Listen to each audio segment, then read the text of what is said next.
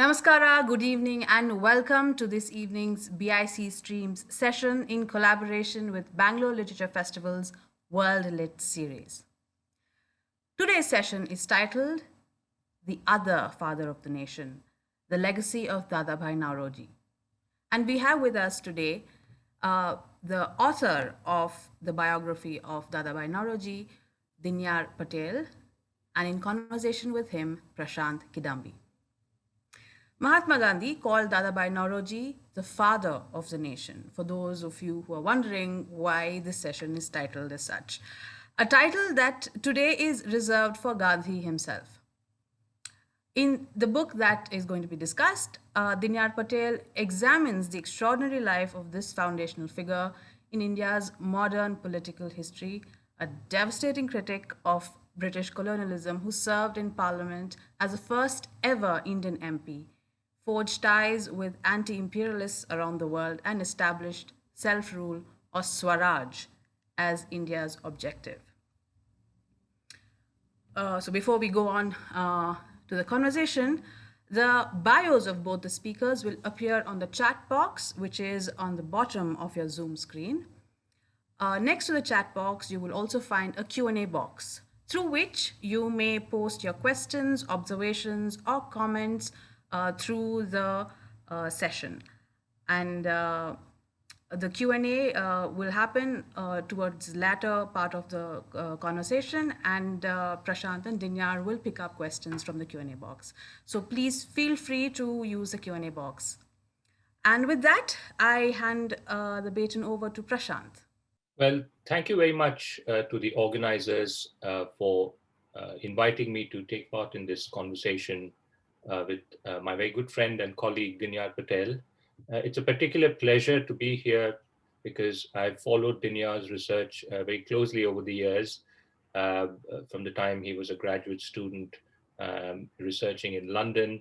And it's great to see this dissertation turning out into this fine book, a really extraordinary achievement which brings together such rich archival materials and is written in a manner that will engage any reader, not simply academic readers. And Dinyar makes really important arguments and points about why we need to return to a figure like Dadabhai Naoroji to understand the ideas and philosophies and practices that animated early Indian nationalism.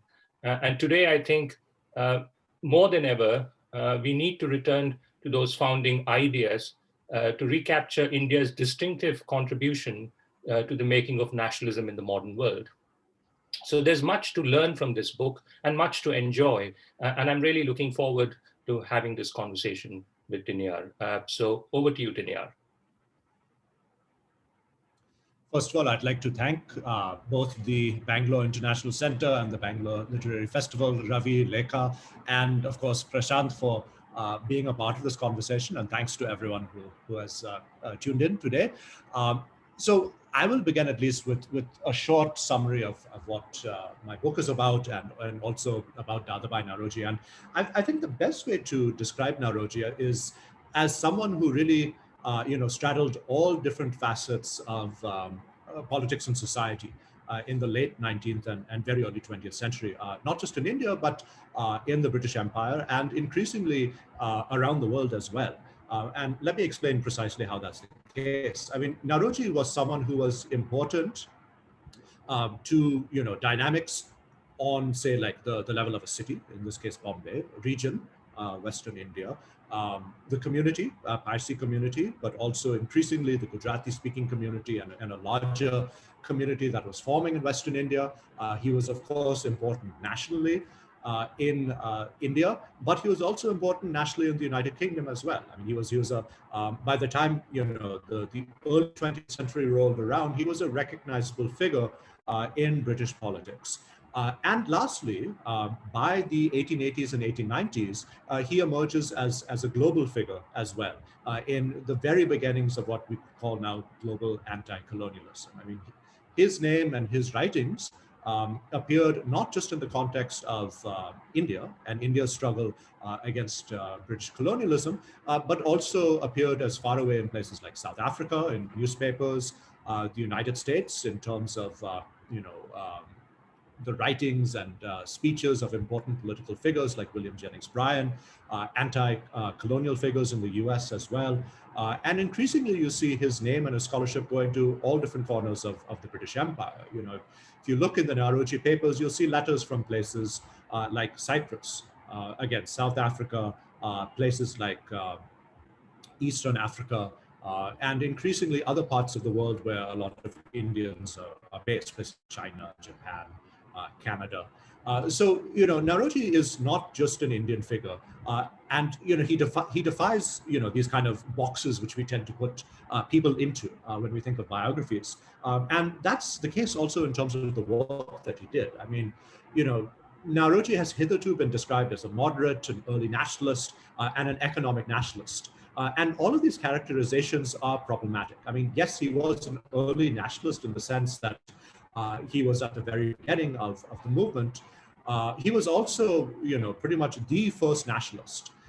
And in many ways, his legacy, continued to influence the streams of Indian politics through, the 1950s with, the developmental agenda that was adopted by independent India, a focus on eradicating poverty, an attempt to kind of jumpstart, things like industry and other elements of the Indian economy. Yes, he did have a definite impact when it came to the economic aspects of conversations in India. But again, he wasn't just an economic nationalist. I mean, his drain theory, if you look at his drain theory, it's not specifically an economic argument. The drain theory is a way to use economics for a larger political purpose. Eventually, what becomes the demand for Swaraj? I mean, if it is in its essence a polemical argument against British colonialism, very specifically aimed at discounting the idea that British colonialism was somehow helping India and Indians. And lastly, he was a man who was involved in a variety of social issues. I mean, he was involved in social and religious reform within his own community, the Parsi community, but he was also involved in affairs as wide afield as British feminism and the British suffragist movement, and also international socialism. I mean, by the year 1904, he's in touch with people like Rosa Luxemburg or Jean Dewars, Karl Kautsky, through his participation in the Second International. And again, he's in touch with various anti-imperial figures in places like the United States as well. People who are campaigning against American empire, as well as campaigning against trusts and big business. So you see his name pop up in a variety of places. So this is what in my mind makes Naoroji such an interesting figure. I mean, if you think of an aspect of society and politics from this era, chances are he had some connection with it. I'm not sure how precisely he had the time to do all of this. I mean, I don't know if he just did not sleep that much, what the issue was, but we know that up until he was about 80 or 81 years old, he was every day waking up with a packed schedule. So this was a man who until he was in his early 80s, who was participating vigorously in all aspects of political activity in Great Britain and the United States, and I think that helps explain why he remained such an important figure. I mean, he began his political career in the 1850s, and he remains a dominant figure, all the way up really until 1915, when Annie Besant recruits him as the president of the Home Rule Association.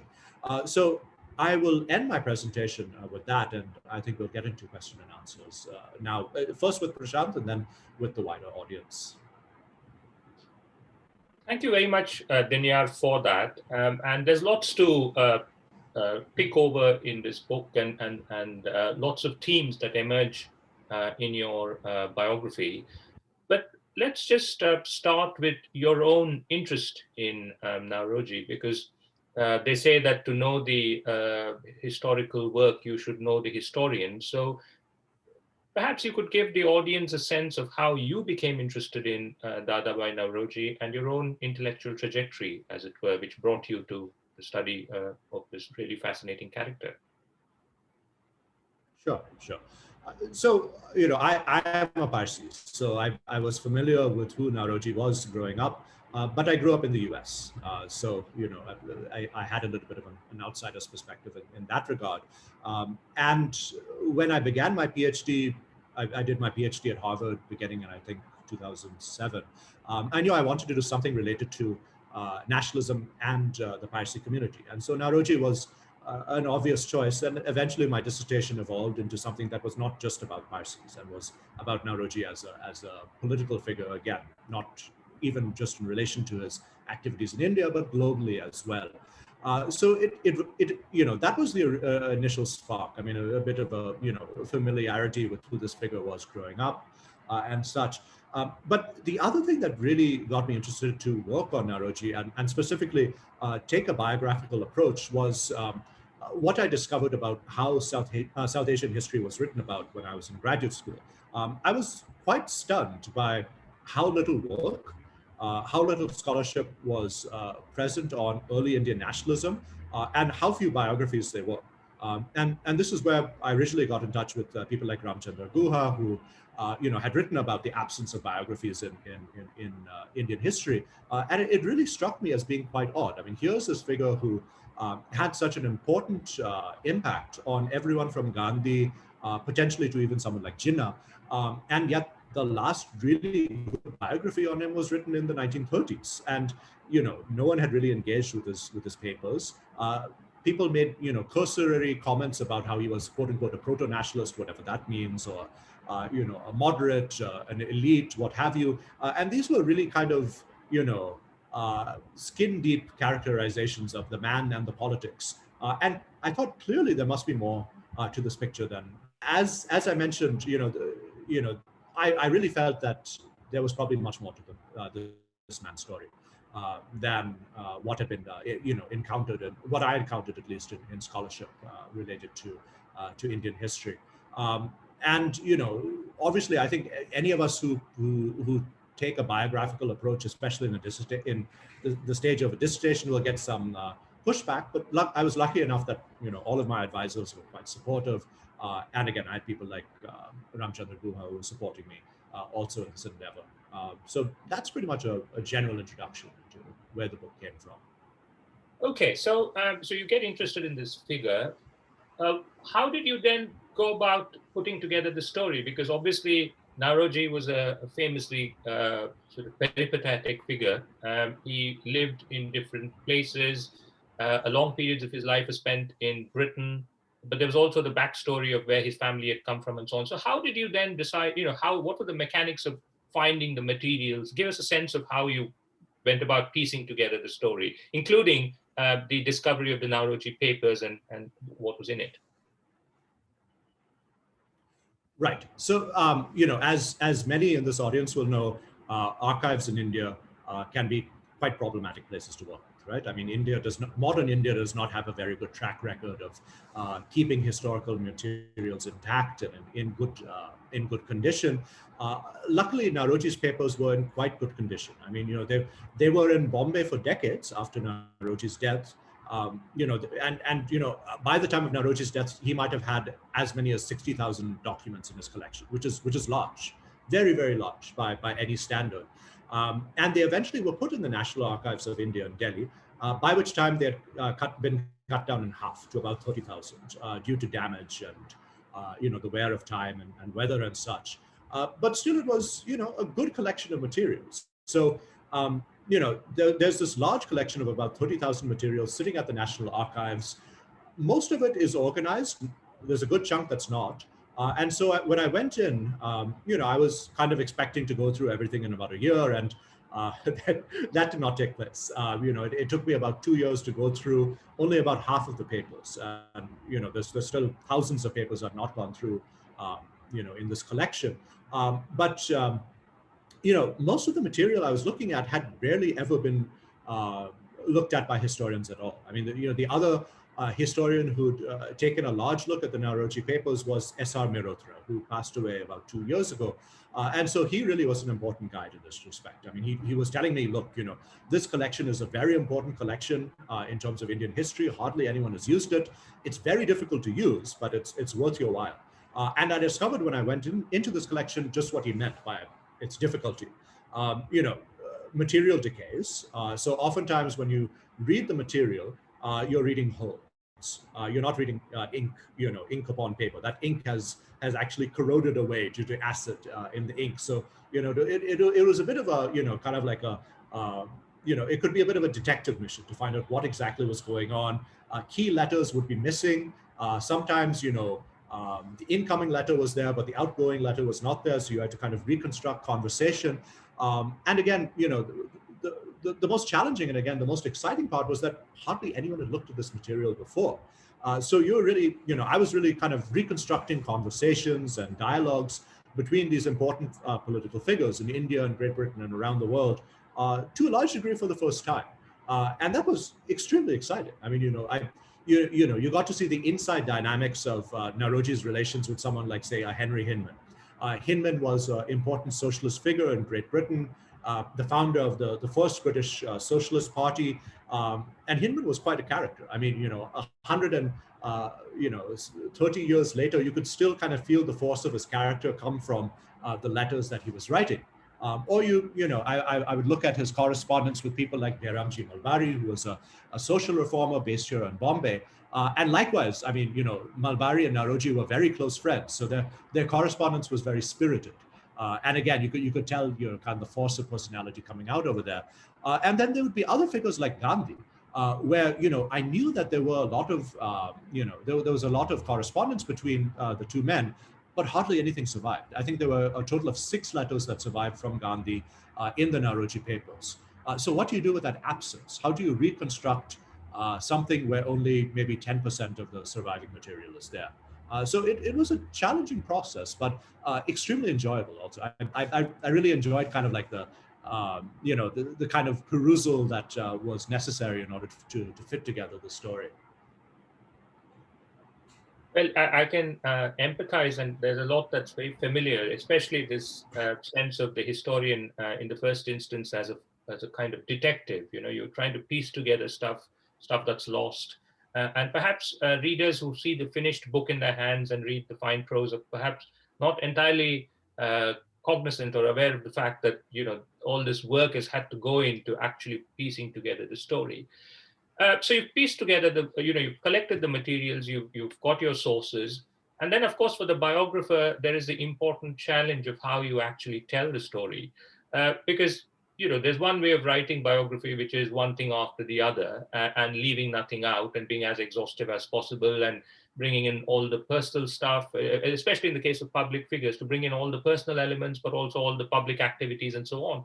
And sometimes it can get a bit tedious because if it's one thing after the other, the reader is a bit lost in terms of what the actual structure of this life is or what it is one is meant to be looking at. There's everything, and one is left a bit clueless about what it all adds up to. But you don't do that. You actually you have a very particular take with this material. And what I was very impressed with was the way in which you organized the chapters and the way in which you structured the biography itself. I mean, you had the early years in Bombay in the background, and that's pretty much connected up with the themes of Naoroji as part of this young Bombay, which emerges in the second quarter of the 19th century. Then you have the move to London and his growing awareness of what a massive global enterprise the British Empire is, and within that India's place and his gradual realization of the economic impact of British rule on India.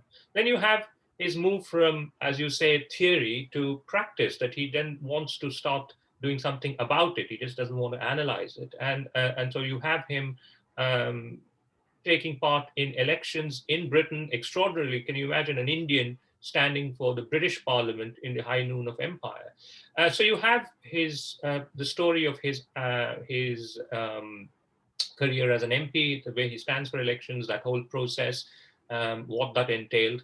And then you have his the final phase when he's actually becoming more radicalized, coming in, making connections with, by virtue of being in London, which is really not only the heart of empire, but also the heart of anti-imperial um, uh, uh, politics, and the connections he makes. So, and then of course you end on the final years of his life when he's kind of gradually withdrawing, but still a huge figure, and still involved in the activities of the Home Rule Leagues, for example, as late as 1915, 1916.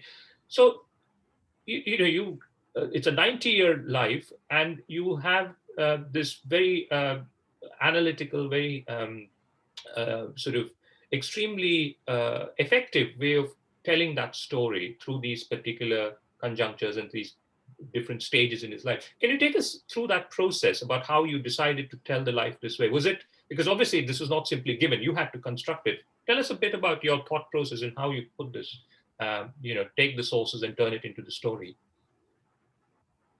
Thank you. Yeah, the one, I guess, most important constraint that I at least had over here was that, um, you know, my publisher said there is a word limit, right? I mean, maybe 40 or 50 years ago, you could write on for 400 pages about a figure like this. And indeed, the last good biography on Naoroji, which was published in 1938, is about, I think, 400 or 500 pages. And so there was a lot of material I had to leave out of this biography. But I tried to orient Naoroji's life around three specific phases. I mean, it kind of dawned on me one day, that the life that he led and the particular political career that he pursued really evolved in three specific phases. I mean, one was, work on the drain of wealth, right? I mean, doing the economic analysis, and showing just why India was poor, how India was being impoverished, and putting the numbers on the table. And that took 20 or 30 years, right? Before that, of course, there's his youth, and I deal with his youth, as you mentioned in the first chapter I have. But so his first stage is empirical, it's scholarly, and it's beginning to be political. But politics dominate the last two phases of his life. In the second phase of his life, he decides to engage with British politics, and this is where he stands for election to the British Parliament. And at the very end of the first phase, he had made in the year 1884 for the first time in public this declaration of how India needs self-government. And this is, a momentous time. I mean, 1884, for the first time, you have an important Indian nationalist leader saying in public that India needs self-government. I mean, this is, decades before the idea becomes relatively mainstream within the Congress, which happens around the very early 1900s with Swadeshi. So this is a pioneering moment. But Naoroji strategically puts that on the back burner in his second phase because he wants to engage with British politics. And of course, if you want to engage with people in Britain, you don't want to necessarily say that you want, some form of self-government from them. So, he kind of retreats to a bit more of a moderate position with regard to India. But at the same time, he crafts all these ties with people you wouldn't really expect, right? I mean, socialists, feminists, and people involved in the suffrage movement. People involved with, Scottish nationalism, for example, Irish nationalists, socialists in Europe. So, it's a phase where he really tries to achieve concrete reform. So if the first phase was empirical scholarship and theory, the second phase was, again, as you said, putting that in practice. But it doesn't work, right? I mean, even though he gets elected to Parliament and even though he hammers away at British colonial policy from the floor of the Commons, he loses. And whatever he tries to push in Parliament, pretty much meets with a dead end. So the third and last phase, which is the shortest, lasting from 1895, when he loses his re-election to Parliament, until the year 1906, when he gives his last speech as the president of the Indian National Congress, when he's 81 years of age. This is a phase that's marked by increased radicalism. So again, this is when Naoroji is in his 70s, and you'd expect someone in his 70s to be more conservative, more measured, and kind of step back from the political limelight. And Naoroji does the exact opposite. He doubles and trebles his activities. He becomes more radical. People in the British government are this close to saying that you're trespassing the line of sedition in some of the statements that he's making, and he engages with a more kind of advanced progressive type of politics, not just in India but around the world as well. I mean, this is when he engages with anti-imperialists around the world, socialists in Europe, and starts talking to people like Gandhi. Engages with Tilak to a certain degree about the nature of how nationalism should develop in the next phase. And so those are the three kind of major organizational blocks around which the biography is focused. And what I really try to say is that, look, in the last phase, Naoroji is too radical for the moderates and too moderate for the radicals. But with his Congress speech, he really, in many ways, hands the baton to the radicals. People like Tilak are very happy after Naoroji's speech. People like Gokhale and Firozshah Mehta are not as happy with what Naoroji has done by saying that Swaraj is the goal of the Congress, and that Swaraj could be within the British Empire, or it could potentially be even without the British Empire as well. Yeah, and I think that's really fascinating. And I think one of the things your book does is that it calls into question, in a very subtle way, this distinction between, the moderates and the extremists, because in a way, as we see that those boundaries keep shifting across time. And I think Tilak has that great quote about how the extremists of yesterday were the moderates of today, and indicating that sort of generational shift. But let's still start at the beginning in a sense. And I think one of the things I found very insightful in your book is how it recovers the early sort of involvement of Naoroji in sort of public life. Um, and uh, and we associate Naoroji very much with the birth of economic nationalism and so on, and kind of annex him to a national story, right? I mean, so he stands at the head of this long line of nationalist thinkers and so on. But you kind of go back to the prehistory when he's actually, his horizon is really his community and his city, and we're talking here of Naoroji sort of his involvement in the affairs of the Parsi community, where he emerges as a key reformer, and then his activities in Bombay itself, and this whole idea of is it New Bombay or was it Young Bombay? I can't recall now. Was it Young Bombay, right? Young Bombay. Yeah. So, and this is really the first generation of the Indian intelligentsia taking shape in the cosmopolitan milieu of Bombay. So, can you give us a bit more? Can you tell those who haven't read the book a bit about recovering that story, and why was Naoroji important in the history of his community, the Parsi community, and why was he important in the history of Bombay in this period? Yeah, so this phase of Naoroji's life is the most difficult to research, and there are a few reasons why. I mean, first of all, there's very little archival material left, so a lot of it has to be reconstructed. A lot of it was also conjecture based on what evidence was there. And the other big challenge for me, at least, was that a lot of it was in Gujarati, a sort of antiquated Gujarati from the 1850s. Dadabhai Naoroji was a brilliant man, but his written Gujarati is extremely difficult to read. I mean, it's this is an era before Gujarati was standardized, and so you're reading rambling sentences with spellings that make no sense whatsoever. And I actually would show this to a few Gujarati language experts, and their heads would also spin and say, "What the heck is this man saying?"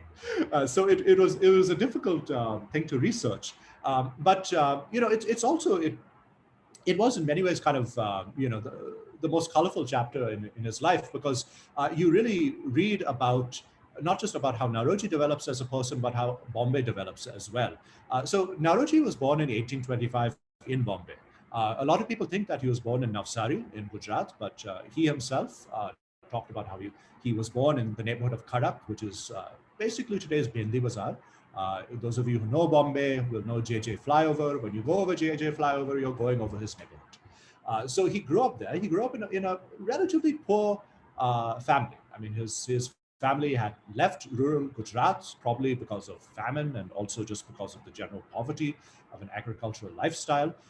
They were part of, again, the Parsi community. So the community itself was obviously becoming very prosperous, but there was a very large part of the community that was quite poor. I mean, they were by no means the poorest people in the city. I mean, the poorest people in the city would have no house, right? He at least had a house, but his family was not very well off. His mother was illiterate. His father was a priest, and he was expected to be a priest until his father died. And then his mother made the critical decision to enroll him in a free public school, a rather novel experiment in this era. And that changed everything. He was in the school, he was taught the English language. Several of his teachers were British individuals as well as Indians. And he's introduced into the cosmopolitan fabric of this emerging city. So in his classroom, one can, one can say you had, again, a microcosm of the city. You had Hindus and you probably had a few Muslims, not many at this time, but you had Gujaratis, you had people speaking Marathi, Parsis, as well as members of the Catholic Christian communities there. And Naoroji grew up in a part of town where there was a large Jewish community as well. So he's getting a slice of life in the city. Bombay, again, before the 1860s, was also an extremely, extremely dirty, chaotic, and unplanned place. The descriptions that we have of the neighborhood where he grew up are not very pretty.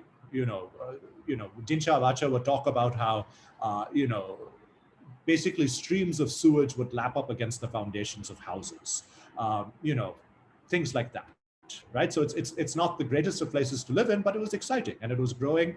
And Naoroji was a part of new educational initiatives like Elphinstone College. Elphinstone College was established in the 1830s as kind of the premier educational institution for higher education in Western India. And Naoroji was one of the first to really be enrolled here.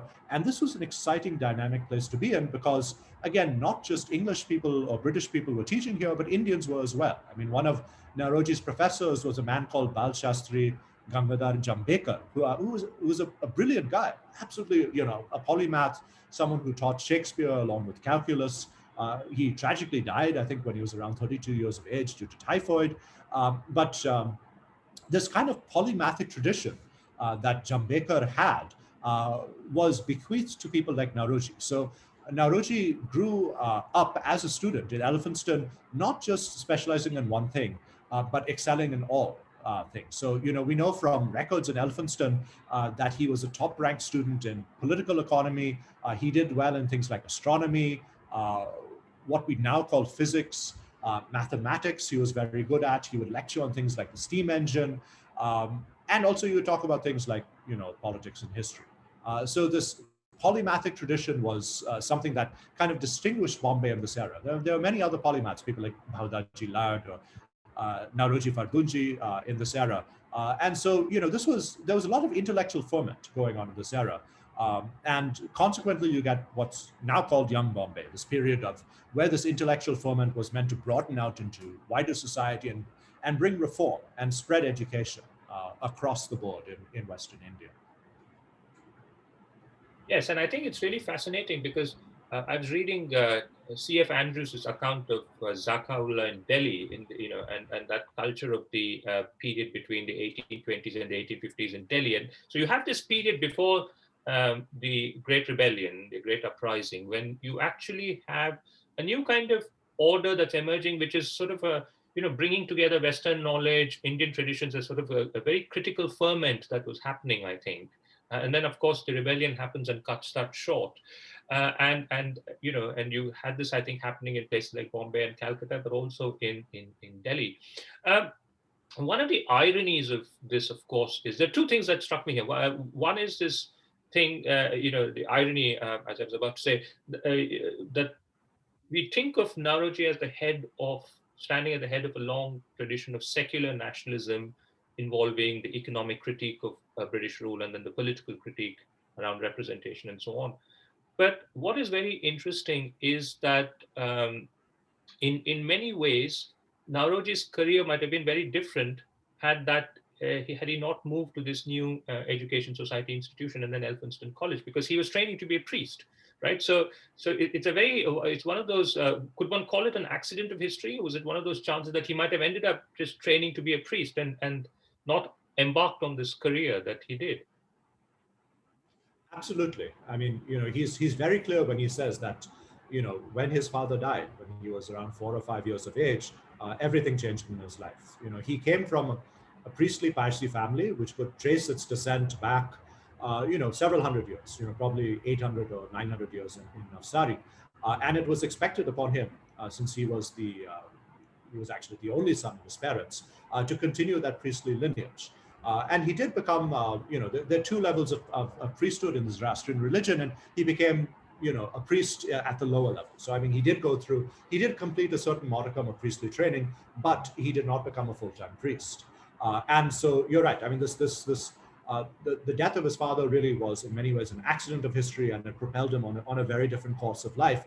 But the thing about this generation of Indian political figures is, they were very comfortable in a religious environment as well. I mean, people like Yeah. Ranade or Manlik, for example, Absolutely. they could talk about, what we now call a secular form of nationalism, but they themselves could be quite devout and religious. And Naoroji was actually quite religious himself. I mean, he got at least two of his grandchildren to become priests also. I mean, not full-time priests, but they went through the priestly training as well. And he partook to a very large degree in religious debates within the Parsi community throughout his entire life.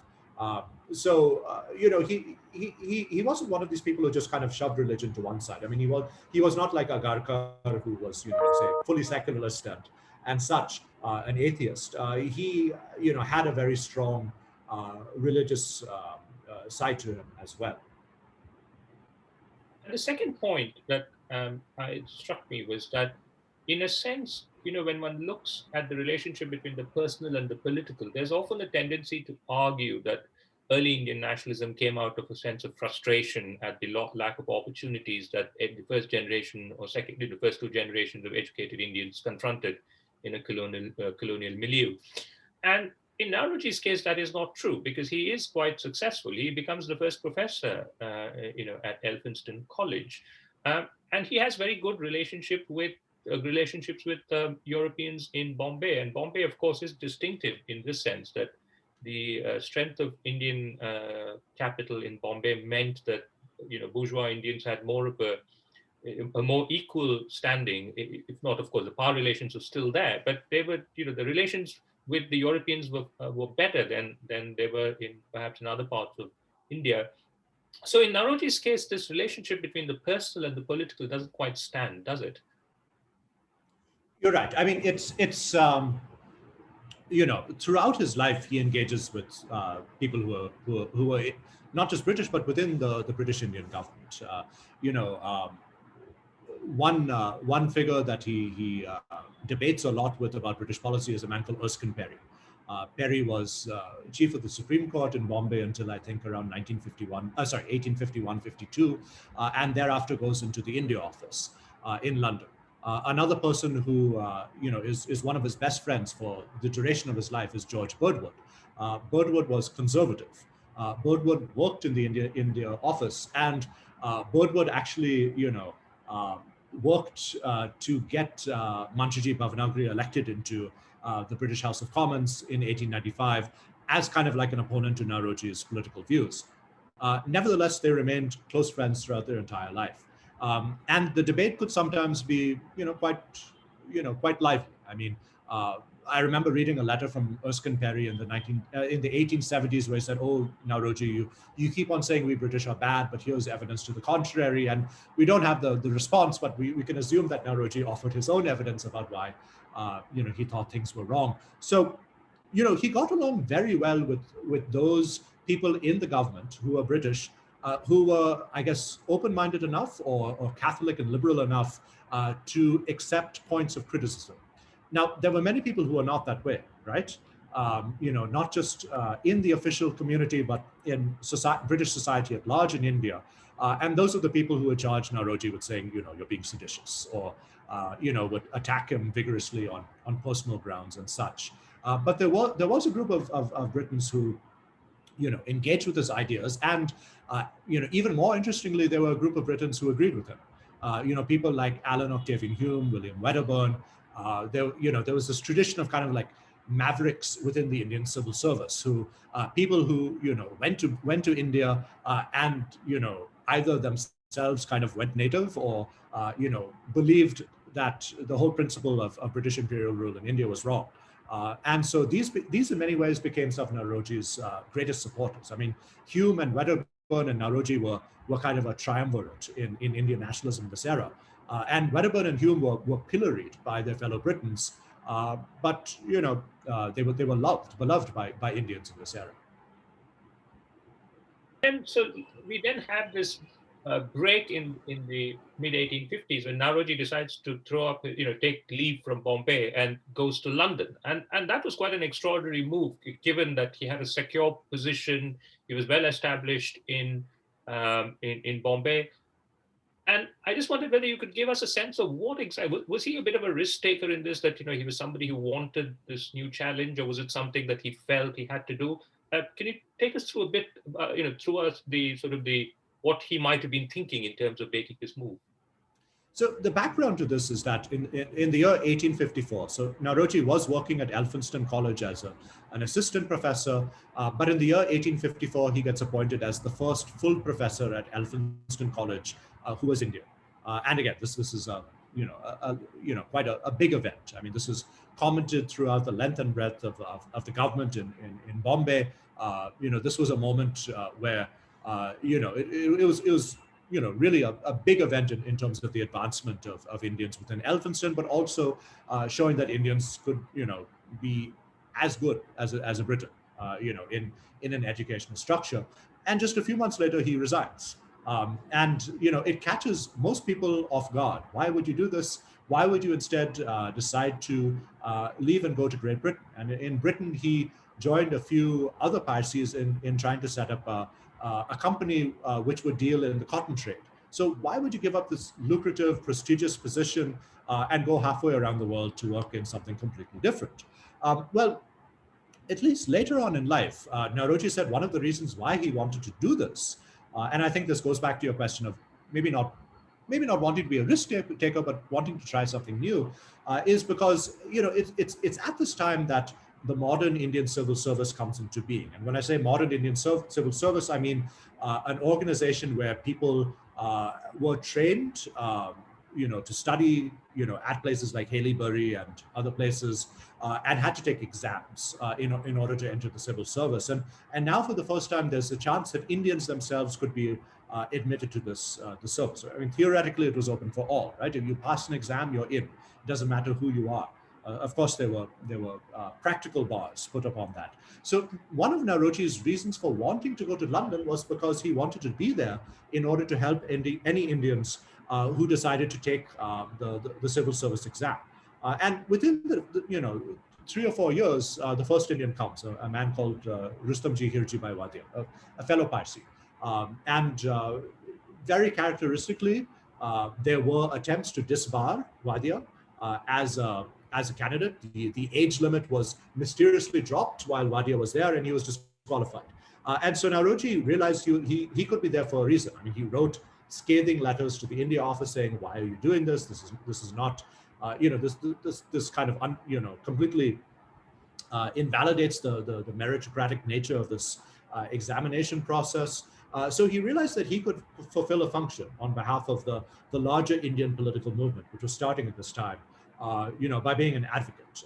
And throughout the rest of his 4 decades of life in Great Britain, he probably mentored hundreds of Indians, if not thousands, depending on how we define mentorship, who went there to study, take the Indian Civil Service exam, or embark in commercial ventures as well. And that is one of the more entertaining parts of the book, isn't it? Because we think of Naoroji as this great public figure, working tirelessly on behalf of Indian nationalism, but he also has to deal with lots of the mundane side of it. People getting caught by the police and ringing him up. Indians falling foul of the law and calling Naoroji for help, or people needing money and so on. So he actually becomes this sort of figure who is having to bail out lots of almost like an unofficial Indian embassy, So take us through a bit about that side of Nauroji and some of the more entertaining elements within that. Yeah, yeah. So he was in many ways described as being kind of the unofficial father of all Indians in Great Britain. So Nauroji, we have to remember, I mean, the reason why he was so looked up to is because he was there for so long. He first comes to Great Britain in the year 1855. He lives in Liverpool for a few years and then moves to London. And from 1855 until the year 1907, for most of the time he's in Great Britain, living in London. I mean, he goes back to India for stretches at a time, but most of the time he lives in London. So he gets to see the development of the British Asian community at its very infancy. This community develops from being a few dozen in numbers to being several hundred by the time that he retires. And of course, many people go back and forth, right? I mean, so it expands and contracts over time, the size of this community. So he consequently has the best connections with people in British society, and he does stuff like what you said. I mean, perhaps the most funny thing I found in the archival documents was this telegram from a police station in London, where a police officer writes a telegram very early in the morning, just after New Year's Day, and says, "Look, there's a drunk Indian in our police jail cell. Could you bail him out?" He says that you're the person we should contact. And we don't even know if Nauroji even knew this poor Indian guy who was drunk and behind bars. But that Indian knew to go to Nauroji. Because he was recognized again as being kind of this unofficial embassy, as you said. So Nauroji was doing all sorts of things for Indians. I mean, he was mentoring them in terms of their studies, telling them what they should, what they should study, who they should talk to, where they should live. He'd write letters of recommendation for people, everyone from your average student to someone like Ramesh Chandra Dutt. I mean, when Ramesh Chandra Dutt was in London and he needed a letter of recommendation to get an apartment in northern London, he went to Nauroji. Similarly, whenever an Indian got into some sort of trouble, whether it was legal trouble with a Briton, whether there were family disputes, if an Indian came to London having left his family behind in India and maybe took up another family in London, which happened quite often, Nauroji would oftentimes wade into those disputes. If an Indian were put in a lunatic asylum, oftentimes he would be the person to try to get people out of these asylums. And, if an Indian died or had to be forcibly sent back to India for reasons of health or what have you, Nauroji would be there to kind of, make sure that things were in order. So yeah, in many ways, he does function, kind of in a consular role, with many Indians. Yeah, but I guess the serious stuff was there all the time. I mean, the fact that all through these years, Nauroji is the voice of Indian nationalism in Britain, and it's a role he performs with great distinction and effect. But the most extraordinary part of this, of course, is his decision to stand for election in the British Parliament. I think today, when we associate national political representation with belonging to the country and so on, the very strict criteria we have for all of this, you have this extraordinary situation of an Indian from Bombay standing for election as an MP in London. And take us through a bit about that particular choice of Nauroji's, and why did he think this was the best way? And it's quite extraordinary that he even thought this was a possibility. Yeah. And what does that tell us about, the fact that on the one hand, we know that Indians in late 19th century Britain, this is after all the decades after the rebellion when, Indians were looked on with suspicion and so on. And there's the era of scientific racism, and Nauroji encounters it himself. But on the other hand, he also has this opportunity to stand for parliament, fight an election, and extraordinarily succeed. So tell us a bit more about that.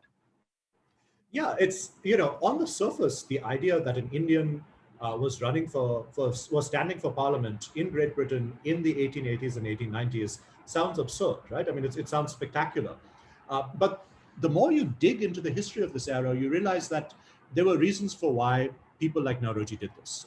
And the reasons were this. I mean, first and perhaps most importantly, Indian nationalists realized that if they wanted to get any reform for India, they had to accomplish it at the House of Commons, at the level of the British Parliament. Reform was pretty much unthinkable if you went to, say, Government House in Calcutta or Shimla or any of the provincial capitals. I mean, it just wouldn't happen, right? I mean, the civil service was a conservative body. They weren't going to open up the doors. Why would they? I mean, it was against their interests. Whereas in Parliament, there were people who actually could be a bit sympathetic toward the idea of reform for India. And there were prominent advocates of this idea, people like John Bright, the famous radical, people like Henry Fawcett, who was a Liberal MP and who actually took it upon himself to bring up Indian affairs quite often in the Houses of Parliament. But also there was a broader imperial precedent for this. Places like Canada or South Africa or Australia and eventually New Zealand oftentimes would have unofficial members of parliament in Westminster. Now, they of course didn't have their own representatives, but they would pay someone who already had been elected to bring up their affairs and kind of campaign on their behalf. And so Indians in the 1870s think, why don't we do this ourselves? And that's the reason why Fawcett is brought aboard. I mean, people like Naoroji and W.C. Banerjee, who was the first president of the Indian National Congress, talk to Fawcett and say, can we work with you to bring up Indian affairs in Parliament? And Fawcett does this for, I think, a good 10 years or so of time. And after that, this mantle is passed on to other individuals as well. And so it's only natural after a while that Indians think to themselves, well, why don't we stand for Parliament ourselves? And Naoroji was not the first to stand for Parliament amongst Indians. I mean, he was second to Lal Mohan Ghosh, Bengali, who stood in Deptford in 1885. And Ghosh came very close. I mean, he came within, I forget what the exact numbers are, but within a few hair's breadths from winning this election. So that automatically showed Indians that they had a fighting chance. And the year after Ghosh, narrowly lost, Naoroji threw his hat in the ring. He campaigned from Holborn as a Liberal, as a member of the Liberal Party, and he lost. And he lost quite badly, but not as badly as he thought he would. I mean, he knew that he would lose this election because Holborn was quite conservative and he was running as a Liberal, but he was surprised that he got as many votes as he did. And I think what he discovered is that, yes, you would be an Indian, but if you communicate with people on the ground, you could make your case for being an effective representative. And that's really what he did, not just with Holborn, but especially with his campaign in Central Finsbury, which went on from 1888 till 1892. He saw people on the ground with whom he could make a common cause. Irish people, for example, members of unions, women who wanted suffrage. I mean, they obviously want voters, but they could maybe convince their husbands or fathers or sons or what have you. And that was a way to kind of get around this issue of being a foreigner with a name that no one could pronounce. Make your case with allies, show your political cards, show that, even though you look different and you might sound different and you have a different name, politically, you're pretty much on the same page. We are running towards the end of our time together, Dinyar, because we will throw this open to the audience. But there are a couple of things that I think your book does very successfully. One, I think, is that it shows we tend to tell the story of Indian nationalism very much in terms of an Indian framework, whereas what you're showing is actually Indian nationalism develops within a global framework through global network. I mean, those global networks play a very important part. They're part of the story of how Indian nationalism evolved. And I think you bring that dimension out very clearly with showing how Naoroji develops these links with international groups, with anti-colonial forces. And in a way that also contributes, I think, to his growing radicalization. The one question I had about that was, do you think that somewhere over the trajectory of his political career, Naoroji's case illustrates how there were limits to a certain kind of liberal politics within the colonial framework, and that Naoroji, by the end of his own life, had begun to recognize that somewhere. And that accounts for his growing tendency to use the language of Swaraj, albeit ambiguously. Yeah. So at least with regard to the first part of your question, I entirely agree. I mean, Indian nationalism was very global in its context and scope. And this for me is the thing that really interests me a lot about Indian nationalism. And it's actually one of the topics that I'll be writing about in my next book. I mean, how this phase of Indian nationalism, indeed, Gandhian nationalism or Nehruvian nationalism or what have you, was not just confined toward India. I mean, it was global in scope. I mean, there was a reason why Naoroji was talking to people in America or South Africa or Japan or what have you, because it was because there was a larger conversation about rights and responsibilities and the color bar, and people like Naoroji were very interested in, say, the condition of African Americans because they saw a similar dynamic, right? A color bar that prevented one group of people from exercising their full political rights. So that's what makes this period quite fascinating. I mean, just this capacious global outlook. Now, with regard to the limits of liberalism, yes, I think he was recognizing it by the end of his life. It was a very hard thing for him to confront because if you look at Naoroji's rhetoric throughout his life, he will say things that you know might not sound very good today. I mean, he would say stuff that well, the average Briton was actually he would recognize the just cause before his eyes. They had justice within their souls. He himself described himself as being a loyal subject of the British sovereign. So there was a certain the liberal nationalism had a certain element of saying, look, it's not that we're against you, the British government. We just want to exercise the full context of our rights that you promised to your own countrymen.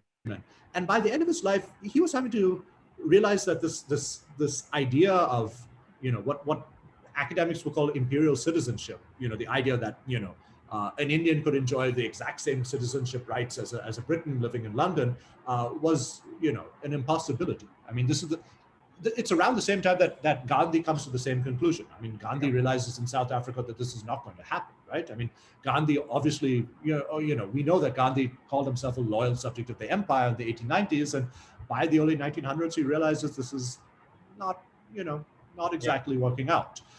So, you can kind of tell how this really tortured Naoroji, because he goes against some of his most core convictions. And he had developed all these great friendships and working relationships with with British individuals who are open-minded and could question the empire. And sometimes he felt himself in a position where he said, look, we have to go one step further and just completely separate ourselves from any sort of British imperial connection. He never really fully quite gets over it. I mean, his last speech to the Indian National Congress was as far as he went, where he said, look, India should have Swaraj as its goal, and that Swaraj could take place within the empire, or it could be what he says, like the United Kingdom, which is kind of his way of saying we could just go it alone. And that's as far as he could get. I mean, he can't really get to the stage of someone like Tilak, who's perfectly comfortable with getting over the British connection. Yeah, and I think that really reflects also the crisis of this tradition of Indian liberalism, which that Naoroji both inaugurated. I mean, Ram Mohan Roy, I suppose, was sort of seen as the first person, but Naoroji is very much a central figure through the 19th century, and I think the limits of that are reached around this time towards the sort of, especially the First World War is really a crisis moment, and that's when you see that it happens. But it also leaves this legacy, I think, interesting legacy, which Dinyar, perhaps you might pursue, which is, the fate of that tradition, the Srinivas Shastri, the National Indian Liberation Federation, and so on. I was looking at that sort of some stuff relating to them, and it's very interesting that they're trying to come to terms with, this crisis that they face. And I think it's an interesting episode in the history of Indian liberalism itself, if one wants to write such a history, that particular moment.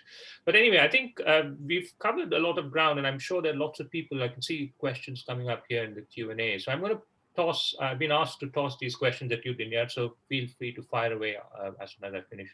I suppose what I'll do is I'll read out a question, a couple of questions, and then you can answer. We'll take 2 questions at a time. Absolutely, yeah. So the first question is from Karan Chandra Bose, and he says, has Dadabhai Naoroji ever been represented in Indian currency notes? If not, why not? I assume he says, if not, why not? Yes. Not in currency notes. I mean, there was, I think, a coin released several years ago, but as we know, I mean, Gandhi dominates our notes for the time being, at least. So no. The next question is from Darren Chadha, and he says, it's a comment really. He says, Bipan Chandra gives him pride of place in India's struggle for independence. And So I suppose Naoroji is sort of treated in a certain tradition of Indian nationalism, historiography. Is there anything you want to say about that, perhaps? Or? Yeah, I mean, there is a lot of coverage of Naoroji, and Bipin Chandra classifies Naoroji as an economic nationalist, and he has interesting analysis of Naoroji. I mean, he actually looks at his drain theory and says this doesn't really make much sense, because I think he was seeing it entirely through an economic lens. I mean, actually, if you look at the drain theory itself, I mean, the drain theory is something that is still fiercely debated in modern scholarship. Did it exist? Was there really a drain? Was there not a drain? It's something that still animates a lot of scholarship and politics today. Bipin Chandra looked at Naoroji's drain theory and said the numbers don't add up. And my take on it is, yes, that's true. They don't add up. I mean, Naoroji says that the drain is largely due to the civil service for various reasons, but the civil service only accounted for a fraction of the drain that he calculated. And my take is that that's actually purposeful, because the drain theory for Naoroji was not just an economic argument. Again, it was political. It was not just about proving the actual numbers and making an empirical case. Naoroji knew that there was poverty and India was growing poorer. I mean, empirically, that seemed to be the case around him. But this was perhaps the best polemical way to kind of attack the system of colonialism and say, this system is wrong. In that sense, I disagree a little bit with people like Bipin Chandra or others who've dealt with the drain theory of scholarship. Right. Next, we have a question from Vijay Rao. I'm assuming it's our mutual friend, Vijay Rao. He says, a question for both panelists: how much were Naoroji's political views reflected in the wider community which he belonged to, Parsis, Bombayites, the business community, etc.? Parsis have a reputation of having assimilated elements of British culture, example, cricket, and also of having benefited from the British Empire. Did they agree with Naoroji, tolerate him, or say nasty things about him behind his back? Yeah. So thank you, Vijay, for that question. To a certain degree, they did all of what you mentioned, in the sense that there were some Parsis who did definitely support him. At the very beginning, when the Congress was established, there were a large number of Parsis in the Congress, but that number decreases over time, and you start to see one by one certain key Parsis leave the organization. Yaramji Malbari, people like Dinyar Patel. And yes, there were definitely Parsis who kind of talked behind his back and said nasty things about him. There were many Parsis who said British imperialism is good. Look what it's done for our community. But this is I think the perhaps unique thing about the Parsi community. I mean, overall, there were, probably more people than not would have agreed in the Parsi community that British imperialism was good and that they benefited from British imperialism. But there was an extremely vocal minority who said, no, this is wrong. And that continues through 1947. I think that's one reason why Parsis were not taught the same way as, say, Anglo-Indians. Anglo-Indians were thought of to be as pro-imperial and suffered the consequence after independence. Parsis, even though there were many pro-imperialist, pro-British Parsis, kind of egregiously so, there were enough Parsis who saw the exact same position and fought the pro-imperialist sentiment in their community, and did so very effectively and rose to kind of the highest echelons of the nationalist movement. Parsis always like to fight amongst themselves. We're very good at it. We're doing that today. And in this era, they were fighting amongst themselves over nationalism as well. It was, there was not one consensus position that the entire community adopted. Yeah, I think that's, you pretty much answered the question. The only thing I would add is that even for people like Naoroji or Firoz Shah Mehta and so on, when they were critiquing British rule, they weren't at that point, certainly in the late 19th century, envisaging a situation when they would be outside the British Empire. This was an internal critique, and it was about saying we are British subjects too, and we should be treated equally. If we have all the qualities that a British subject needs, why should there be any discrimination? But of course, there were many conservative Parsis even then who would have not wanted even that expression of what they would have seen as disloyalty.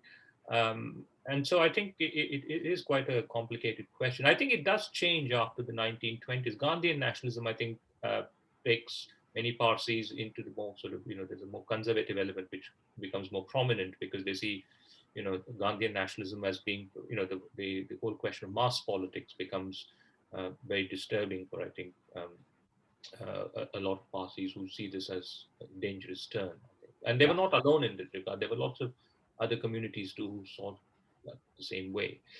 We have a question from Saras Ganapati who says, what position did Naoroji hold on marriage outside the Parsi community? Um, I don't really know for sure. I mean, he Naoroji was religious, Parsi, but he also was for his time quite liberal. So I do know, for example, that he got along well with R.D. Tata. R.D. Tata famously married a French woman, had the French woman convert to Zoroastrianism, and this caused a huge tamasha in the early 1900s in the Parsi community. Naoroji actually stayed with R.D. Tata and his French wife, and seemed to get along with them pretty well. One of Naoroji's grandsons married outside of the community. Again, I think after Naoroji passed away.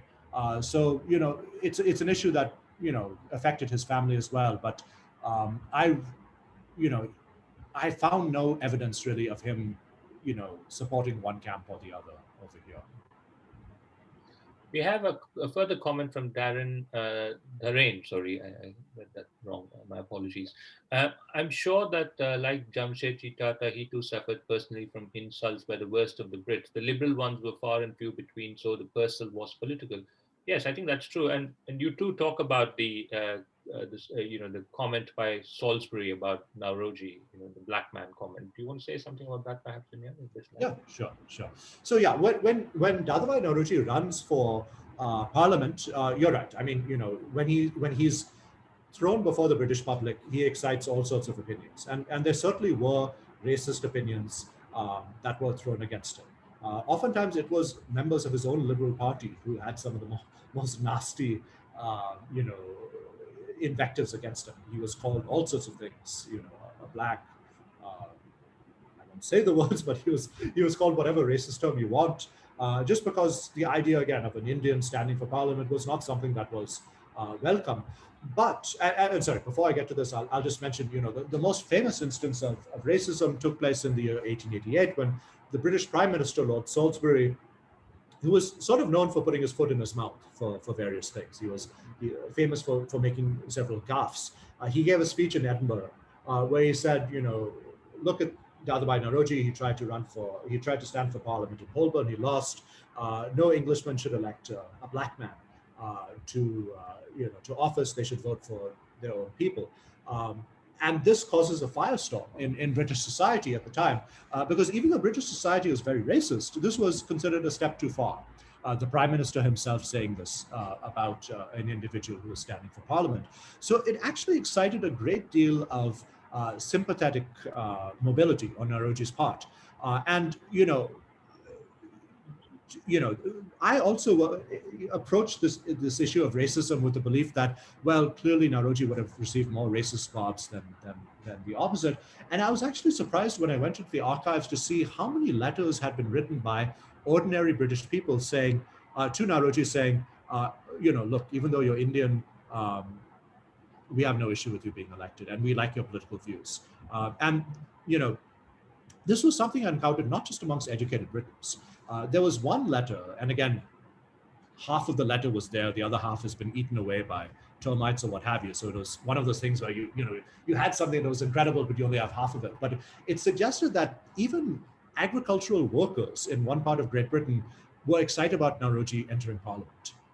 And I thought to myself, like, how the hell is this possible, right? I mean, farmers in some remote part of Great Britain being excited about Naoroji, and the reason is because they liked his political views. He was pro-union, he was pro-workers' rights, he supported things like the 8-hour workday, he supported, some sort of state measure to control worker relations, and that made him popular, and that seemed to underscore, kind of cut across any issue of race over there. So there was a great deal of anti-racist activity in this era, and there were major anti-racist figures in the Victorian era as well. We talk about anti-racism today. There were those people back then also. I mean, there was an anti-racist tradition you can trace back to the abolition of slavery and even earlier, and that element of British society really came out in support of Naoroji, and helped in many ways him get into parliament and helped his agenda once he was in parliament as well. And I think just to add to that, even though this is slightly outside your frame of reference, Dinyar, I think there's certainly this question is very much tied up, I think, with the contradictions of late Victorian imperial, sort of late Yeah. Victorian liberalism. This idea of how do you reconcile similarity and difference. And I think Nauroji actually experiences both elements of that, that is on the one hand, the access to, the fact that he can stand for parliament, but on the other hand, sort of the elements of scientific racism and all of that that's dominating late Victorian society. So he's actually, I think, fundamentally his career is affected by that constitutive contradiction at the heart of Victorian liberalism, I think, in the late 19th century. And I think by the end of his career, he sees that it's a contradiction that can't be transcended without the whole structure being upended in some way. Vijay has a further question. He says, what was Nauroji's attitude to the events of 1857 in general, and also specifically the idea of a kind of Mughal restoration that was one of the stated goals of the rebellion? So we have no evidence about what his views were, one way or the other. If any document survived, again, it was eaten by termites sometime in the early 20th century. Most of Nauroji's personal materials before the year 1886 were lost. I can't tell you one way or the other, but I'm, again, 95% sure that he was opposed to the events of 1857. And let me explain why. We nowadays regard 1857 as being kind of a first war of independence, a patriotic struggle against British rule.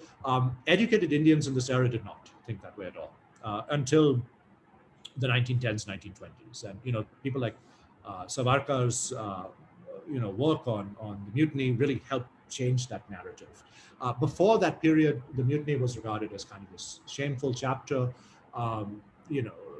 treachery towards the government.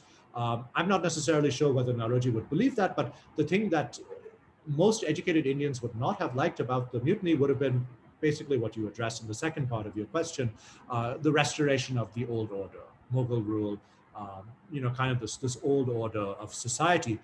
This was not something they looked forward to, because the dominant idea of history in this era was that Mughal rule was not good, and that the period that came after Mughal rule was very bad, kind of chaos and what have you. And they did not want to turn back the page of history. They saw some good of British rule in the sense that it introduced a different political dynamic on the ground. We today can question that narrative, right? I mean, we today know that Mughal rule was nowhere near as dark and black as it was painted by historians at the time of Nauroji's era, but that's what they believed. And that's the reason why they would have opposed something like a restoration of that order. Okay, one more question from Sachdev Ramakrishna. He says, could you comment a little bit on his famous drain theory? And he wants you to relate this to Mr. Shashi Tharoor's current narrative on the reparations that Britain owes us. Yeah, so the drain theory itself has a very interesting and longer history. Nauroji was not the first person to come up with the drain theory, far from it. Observations about a drain of wealth go back pretty much to the very beginning of British colonial rule. And they were made by all sorts of people. They were made by British colonial officials, people like John Shaw, who was, I think, governor of Bengal in the 1780s or so. He himself said, foreign rule has wreaked economic devastation in India. And he and others had witnessed the Bengal famine that had occurred in the 1770s, so they knew what they were talking about. And so there was a British tradition of some sort of drain of wealth and poverty as a result of colonial rule, but there was also an Indian tradition. There were many Indian traditions. And so, when Nauroji was growing up and when he was going to Elphinstone College, there were apparently a group of Maharashtrian students who were a little older to him, who were talking about the drain of wealth quite extensively. They actually held a secret society. They organized a secret society of sorts, and they held meetings where they condemned British rule, and they actually published many of their views in the press, the Marathi press as well as the English press. So this was, not a new idea. But the one thing Nauroji did was, he took this idea of colonialism and poverty and colonialism and a dream of wealth. And he formalized it and he quantified it. He showed precisely how much money was being drained.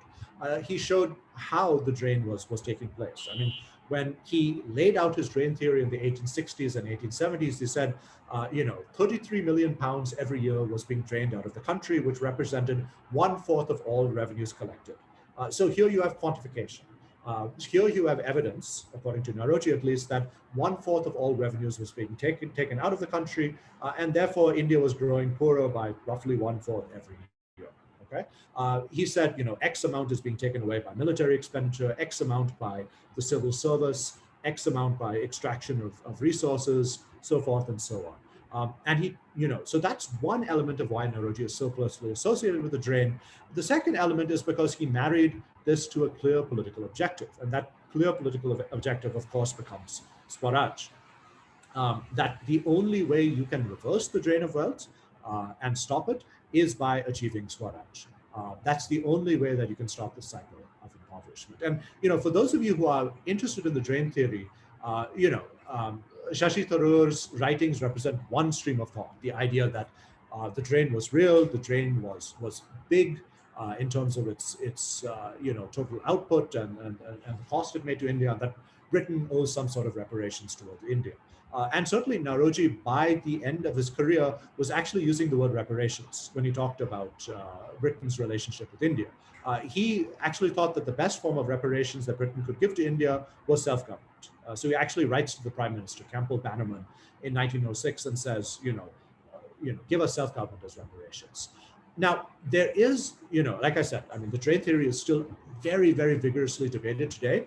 And if you want to see that kind of like Tharoorite side of politics, look at, the idea that the drain was real and that it was very large. Look at scholars like Utsa and Prabhat Patnaik. Utsa Patnaik has recently calculated a figure of several billions worth of pounds that was extracted from India during British rule. On the other side, there are scholars who argue that the drain was overinflated, that British rule was not as economically devastating. So, if you look at people like Tirthankar Roy, who's a professor at LSE, he's written extensively about this. I'm not an economist, so I can't judge about the robustness of the particular data. So I look at the arguments, but I think there's a convincing case to be made on both sides. There is a case on one side to say that certain elements of the drain might be overblown. Certain things like arguing that the civil service was responsible for most of this drain is not entirely genuine. On the other side, clearly India was very poor, right? Clearly millions and millions of people died from famines under British rule. Uncharacteristically large amounts of people died from famines. Hopefully in the next few years, we'll see much more work on this topic. I hope to eventually write on something a bit more relating to famines and the drain sometime in the future.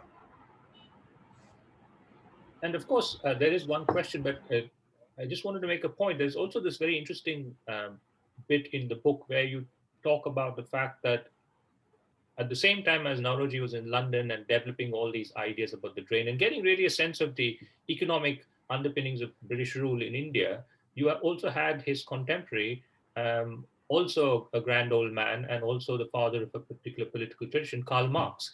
Do you want to quickly say a bit about that? The fact, did they ever run into each other in the British Museum? Or there's a good chance. I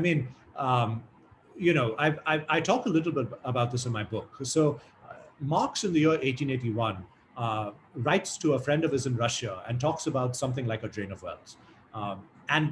This immediately got me thinking, and it's got other scholars thinking as well. Prabhat Patnaik had written an article about this a few years ago. Did Naoroji know Marx, and did they talk about the drain? We don't know for sure. There's no evidence one way or the other.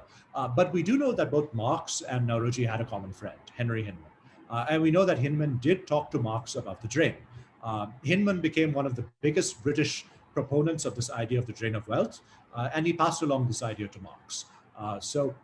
That's probably the reason why Marx started talking about the drain. It's another figure in this era who was talking a lot about stuff like the drain and the negative impact of colonialism maybe not as much the drain, but just colonialism being a bad thing, was Hobson.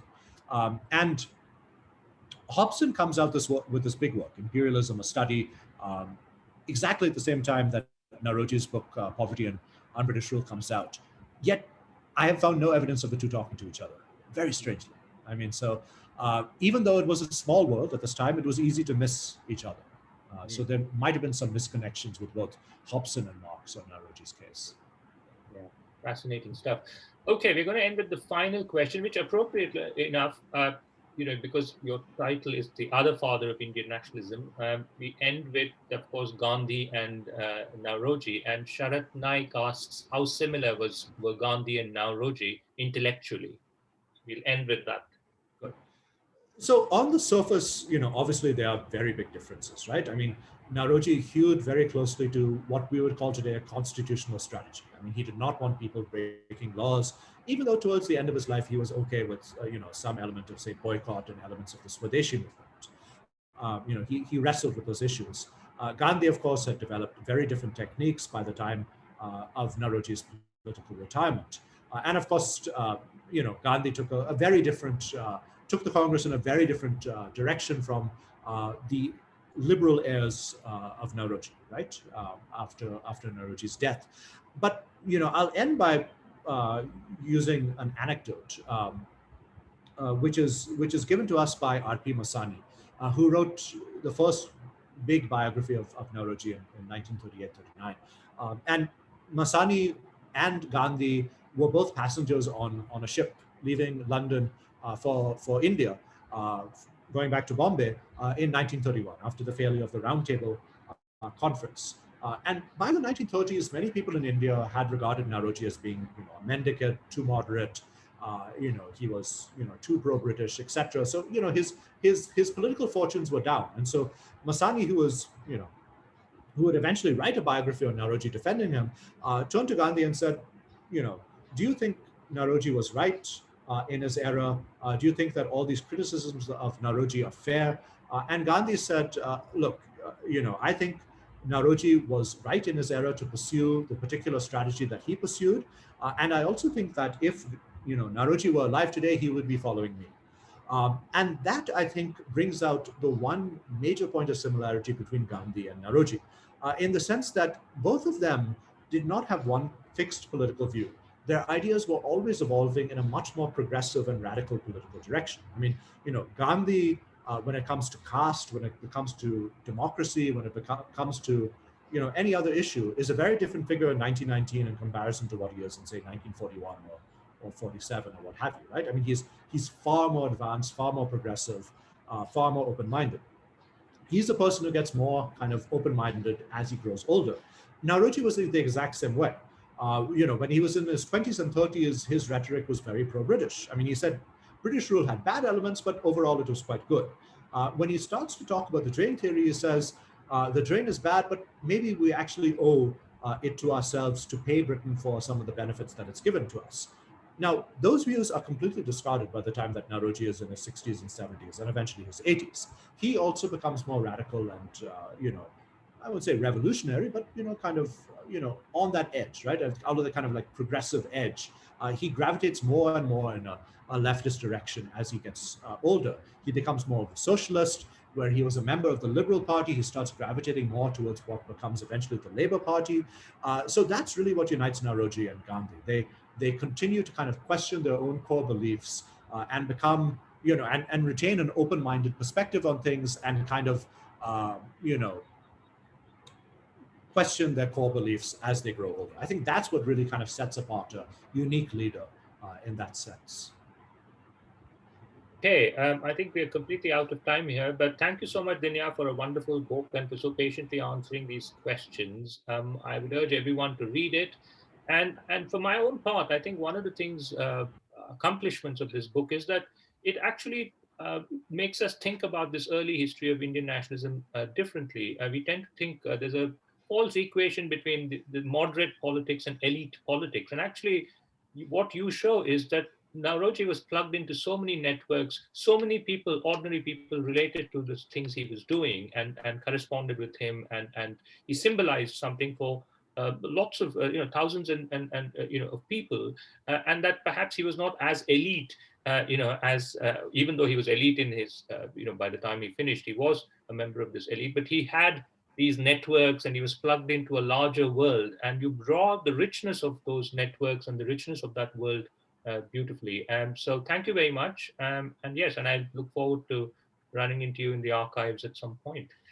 Thank you very much, Prashant, for leading this conversation, and thanks to everyone for attending. It is absolutely incredulous that Naoroji was relegated to a few lines in my high school history textbook. I wish I could meet my history teacher now, and I know that my school library will have a few copies of your book very soon, Dinyar. Thank you for enlightening us about this towering nationalist leader, whom M.K. Gandhi even called the father of the nation, an activist, an alliance builder, a radical when needed. Thank you, Dinyar, for bringing him alive for this generation. We look forward to what you write next. And thank you, Prashant, for your time and for being such a wonderful interlocutor. We hope to have you back soon to talk to us about your book, Your Cricket Country. Thank you, everyone who joined us tonight.